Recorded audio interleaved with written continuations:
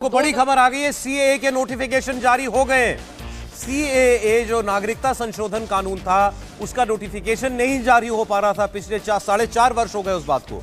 अब वो नोटिफिकेशन जारी कर दिया गया है केंद्र सरकार की तरफ से, गृह मंत्रालय की तरफ से। ये जो उसके रूल्स हैं वो फॉर्म करके उसकी नोटिफिकेशन जारी की जाती है। तो सीएए का नोटिफिकेशन निकाल दिया गया है, मतलब अब देश में ये कानून तो पहले ही बन गया था, लागू भी हो गया है। यार पहले तो ये बताना चाहूंगी कि इंडिया कहता है कि वो दुनिया की सबसे बड़ी जमहूरियत है। सेकेंडली वो खुद को सेकुलर स्टेट कहता है। एक स्टेट जो कि अपने कॉन्स्टिट्यूशन बेस्ड में सेकुलर है, हाउ कम वो रेसिस्ट हो सकता है या किसी रिलीजन की बेस पे अपना फैसला कर सकता है। और मुझे नहीं समझ में आ रहा कि भारत ने ऐसा क्यों किया है। देखिए माइनॉरिटीज हैं, वो जिस मर्जी रिलीजन से हो। Why the guys are so much afraid of Muslims. ये इस्लामोफोबिया मुझे नहीं समझ में आता है कि मुसलमानों के साथ क्या करेगा। ठीक है, माइनॉरिटीज तो माइनॉरिटीज हैं। ठीक है, बात करेंगे सीएए सिटीजनशिप अमेंडमेंट एक्ट, जिसको 2019 में लागू किया गया। पाकिस्तान के जो हिंदू है वो प्राइम मिनिस्टर नरेंद्र मोदी को बहुत ज्यादा प्रेज कर रहे हैं कि उन्होंने सीए के तहत जो है पाकिस्तानी हिंदूज को अब सिटीजनशिप दी जा रही है, जो 2014 से पहले के जो है इंडिया में मौजूद है। जय हिंद दोस्तों, पूरे भारत में सीएए लागू कर दिया गया है। केंद्र की मोदी सरकार ने नागरिकता संशोधन कानून का नोटिफिकेशन जारी कर दिया है। इसके बाद कानून बनाना बाकी है, जो बाद में बना लिया जाएगा। लोकसभा चुनाव से पहले केंद्र सरकार का यह बड़ा कदम है। और इंडिया ने एक बिल पास किया है, जिस बिल के तहत वो जितनी भी माइनॉरिटीज़ अब तक इंडिया में आई हैं, उनका ताल्लुक चाहे सिख कम्युनिटी से हो, ईसाई से, बुद्ध से या जैन से, वो सबको इंडिया की सिटीजनशिप दे रहे हैं सवाए मुसलमानों के। तो इस पर आप क्या कहेंगे, आप इसको किस नज़रिए से देखते हैं? सबसे पहले ये कि मज़हब बाद में होता है, सबसे पहले इंसानियत होती है। तो हमें सबसे पहले ये सोचना चाहिए कि आप इंसान हैं। तो मैं पहले तो इसकी शदीद मज़म्मत करता हूँ कि भारत को इस तरह नहीं करना चाहिए। जो भारत अपने आप को एक सेकुलर रियासत कहता है, तो सेकुलर रियासत तो वो होती है जहाँ पे तमाम इंसानों के हकूक़ बराबर होते हैं। वहाँ पे चेहरे को देख के फ़ैसला नहीं किया जाता, वहाँ पे इंसानियत को और जुर्म को देख के फ़ैसला किया जाता है। तो इसमें जो है मज़हब एक सेकंड ऑप्शन है, हर आदमी आज़ाद है।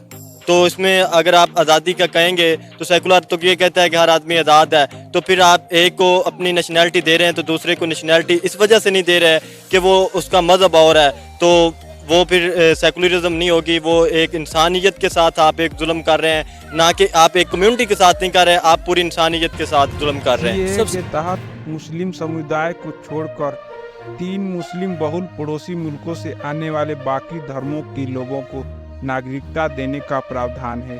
केंद्र सरकार ने सीएए से संबंधित एक वेब पोर्टल तैयार किया है। 3 मुस्लिम बहुल पड़ोसी मुल्कों से आने वाले वहां के अल्पसंख्यकों को इस पोर्टल पर अपना रजिस्ट्रेशन कराना होगा और सरकारी जांच पड़ताल के बाद उन्हें कानून के तहत नागरिकता दी जाएगी। दरअसल 2019 के लोकसभा चुनाव से पहले बीजेपी ने सीएए को अपने घोषणा पत्र में शामिल किया था। इसे पार्टी ने बड़ा मुद्दा बनाया था। गृह मंत्री अमित शाह हाल ही के अपने चुनावी भाषणों में कई बार नागरिकता संशोधन कानून यानी कि सीएए को लागू करने की बात कर चुके हैं। उन्होंने ऐलान किया था कि लोकसभा चुनाव से पहले इसे लागू कर दिया जाएगा। अब केंद्र सरकार ने इसके लिए नोटिफिकेशन जारी करके इसे पूर्णतः लागू कर दिया है। जो भी जो यहाँ से चाहे एज ए रेफ्यूजी आप जाते हैं या कहीं भी जाते हैं, चलें स्पेसिफिकली इंडिया में बात करते हैं। वहाँ पे हमें पता है कि बहुत बड़ी कंट्री है। आप घंटे में सफर करें, आपकी लैंग्वेजेस चेंज होनी शुरू हो जाती है। ठीक है, तो एज ए मुस्लिम जो यहाँ से गए हैं वहाँ पे हिंदुओं को बस हिंदू जो वहाँ पे गए हैं उनको वहाँ पे जाके जो बेनिफिट राइट्स हैं उनको देने चाहिए। एज ए ह्यूमन बीइंग हमें देखना चाहिए, हमें टेक केयर करना चाहिए, चाहे आप किसी भी रिलीजन के हैं। First we are humans, then comes the religion. ठीक है, तो जो भी गया वहाँ पे जाए वगैरह और जो वो इम्प्लीमेंट कर रहे हैं, देखिए इंडिया के बहुत बड़े प्लान्स हैं। ठीक है, हम समझने बैठेंगे तो काफी बड़ा टाइम लग जाएगा इस चीज में, लेकिन they are trying to make something good in their country. और वो रेफ्यूजीज भी ले रहे हैं, और यहाँ से जो हम लोग हमारे हिंदू ब्रदर्स के हैं वहाँ पे, they have rights to do everything over there.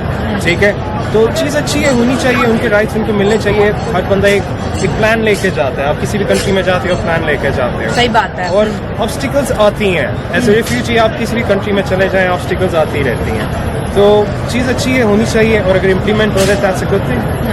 Sir, Pakistan के जो हिंदू हैं बहुत ज़्यादा पाकिस्तान को जी खैराबाद कर रहे हैं. जैसे दिल्ली के अंदर रिफ्यूजीज कैंप्स में पाकिस्तान की जानिब से हिंदू बहुत ज़्यादा मौजूद है. और इवन दो सिंध के हिंदू कहते हैं कि पाकिस्तान और इंडिया के बीच ट्रेन दोबारा से चलाइए, हम पाकिस्तान से जो है निकलना चाहते हैं. सर, ये मुल्क हमने बनाया था इस्लामी जमहूरिया के नाम पर, और साथ सफ़ेद रंग भी कायद आज़म ने झंडे के अंदर ऐड करवाया था कि ये माइनॉरिटीज़ को रिप्रेजेंट कर रहा है. लेकिन सर, इंडिया जो है पाकिस्तान से आए हुए रिफ्यूजीज को नेशनैलिटीज दे रहा है. अफगानिस्तान से जो सिख भागे हैं अपनी जान बचाकर, हिंदू भागे हैं या ईसाई भागे हैं, सर उनके लिए अब वो काम करता हुआ दिखाई दे रहा है. मतलब जैसे हम कहते हैं कि बहुत बड़ी डेमोक्रेसी है, तो वो पाकिस्तानियों को भी नेशनैलिटी दे रही है, वो अफगानिस्तान के लोगों को भी नेशनैलिटी दे रही है, वो बांग्लादेश के लोगों को भी नेशनैलिटी दे रही है. अगर पाकिस्तान की बात करो और बांग्लादेश की बात करें तो ये इंडिया के ही दो हिस्से थे.